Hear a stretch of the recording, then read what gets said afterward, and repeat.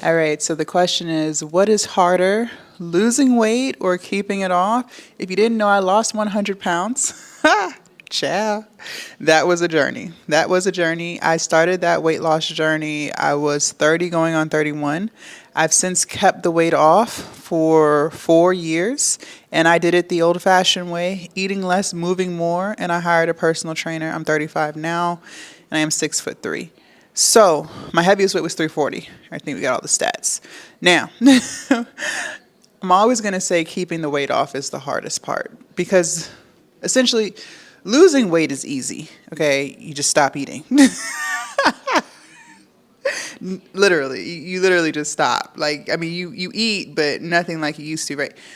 It's it's only hard to start because a lot of times, at least for myself, I craved foods. Like the cravings were hard or difficult. So like I used to always eat fast food.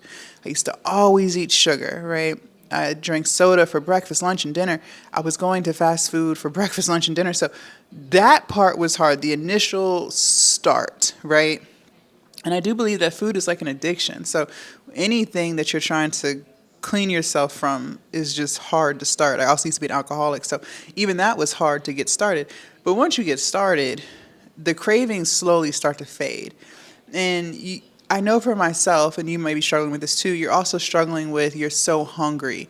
But realistically, your stomach, it stretches and it retracts. It stretches and retracts. So the less food you eat over the course of a couple of days, literally like 3 to 4 days, if you can lock in for 3 to 4 days of just eating less, your stomach is going to get smaller. And so you're not going to be as hungry for long because now your stomach is smaller, so you get full faster, right? So that initial week of starting is probably the hardest. But after that, weight loss is relatively easy because of the fact that you just eat the same thing every day. Breakfast, lunch, and dinner, whatever your meal prep is, you eat that.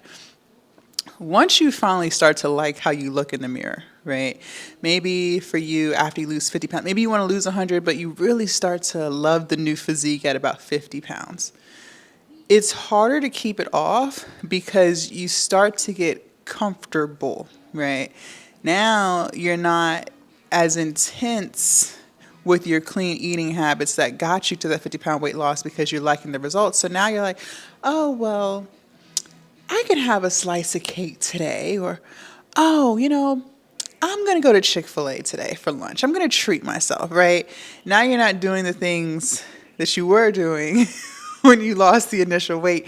And if you're not careful, you will slowly start to put that weight back on. My trainer told me once, most people are slowly gaining weight. And it may not be a lot of weight. You might gain 2 pounds a month. Okay, well, over the course of 12 months, you done put on 24 pounds, right? So that's something to think about. Yeah, 2 times 12, 24. Okay, make sure the math is right. That's something to think about. And so that's why weight loss, keeping the weight off, is the hardest because it's not a one and done. You have to make a good decision more often than not. And I live in the USA, so if you know anything about the US, that's really hard to do. Like when I go on my walks, there's a Chick-fil-A that's walking distance from my house, right? There's Popeyes at the corner of where I live. And then across the street from that is Wendy's. And if you go a little further down, you got McDonald's. It's like there's you have to make the right decision more often than not. When you go into the grocery store, this is why I tell you guys, do not go in the grocery store hungry because you will come out with things that you shouldn't be eating. Always make sure you eat. Always make sure you're full before you step foot in there because as soon as you get in there, what do you see? The bakery.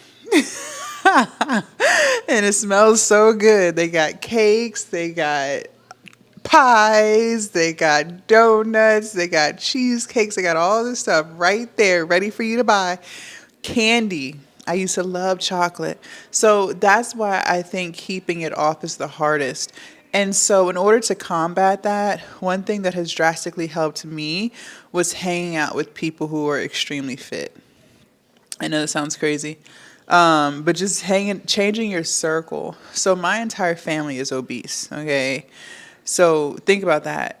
Always being around obese people, it's going to be hard for you to stay healthy with your weight, right? because that's what you're around. You are always going to be a reflection of the people you hang out with. You're not above the program. It is what it is. So one thing that I've noticed is I hang out with more people who are fit. Now my small circle, everyone cares about what they eat. Okay, so even if I'm feeling like the fat ass, like, because I'm still a fat girl at heart. Okay, I still love me some sweet treats. Okay, ice cream still excites me.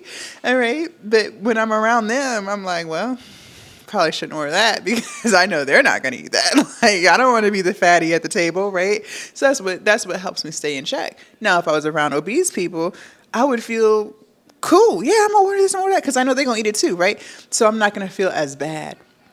Same with exercising. Because the people that I spend time with now are very active, it forces me to be active, right? That's why, I don't know if you guys know, but I made another video. I hired a personal trainer again. Even though I've kept my 100-pound weight off, my last goal with my fitness journey is building a six pack. And for the past year and a half, I've been relatively stagnant. I haven't accomplished that. So instead of me just, fooling around, I was like, let me hire a personal trainer to get me back in check so I can get that six pack. And so now I work out with him 5 days a week. He's very cut up. He's a bodybuilder. And so it forces me to go hard in the gym, even though six packs are built in the kitchen, right? It just forces me to stay on track. It's just someone that I see every single morning. We work out 4 o'clock in the morning. So he's like the first person I see in the morning. And it really just sets the tone for my day. It's helped so much. I've definitely slimmed down. My upper abs are starting to come through. At the recording of this video, we're entering into week 8 of training. So, it's just changing your environment. That's what makes it easier, I should say. I think my first trainer told me this too. I'll probably always struggle with food addiction to some extent, right? Because again, like I said at the beginning of this video, food is an addiction. Sugar is an addiction. Like, that's real. That's real. I don't take that away from anyone who's struggling with it. I know exactly how it feels. Okay? That's why I said if you just go hard for a week to just cleanse your system, I promise you it gets better. But the reason people can't make it past that week is because they keep succumbing to their addiction, right? But I swear to you, those cravings will slowly start to go away. If you just lock in for 3 to 4, maybe even 5 days, your appetite will decrease because you're not eating as much. So if you can just get through that, I promise you it gets easier. That's why I said losing weight is the easy part, because once you get past that week, it's pretty easy. But keeping it off is hard. Even when you do get to your goal weight or your goal physique, whatever, and you are happy with what you see, well, now it's just a matter of still locking in on what got you there in the first place, right? So, you didn't lose that 50 pounds by going to McDonald's. Some stuff I just recognized I can no longer do. And so I just stopped doing it. I don't do balance. I just don't do it. So I don't drink soda anymore. I haven't had soda in 4 years, and I don't miss it. I thought I would because I used to drink soda, like I said, for breakfast, lunch, and dinner. I don't drink it at all.